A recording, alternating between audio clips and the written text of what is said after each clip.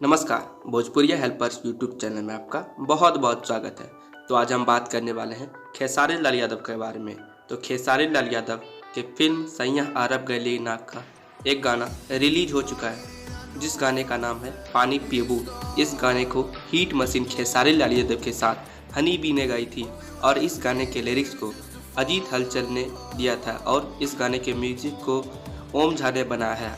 अगर आप इस गाने को देखना चाहते हैं तो इंटरटेन रंगीला भोजपुरी के ऑफिशियल यूट्यूब चैनल पे जाके देख सकते हैं, नहीं तो आप हमारे वीडियो के डिस्क्रिप्शन के मदद से आप वहाँ पे भी जा सकते हैं, क्योंकि डिस्क्रिप्शन में आपको वीडियो का लिंक मिल जाएगा, वहाँ से भी आप देख सकते हैं। तो आप बताएं कि आपको यह हमारा न्यूज़ कैसा लगा।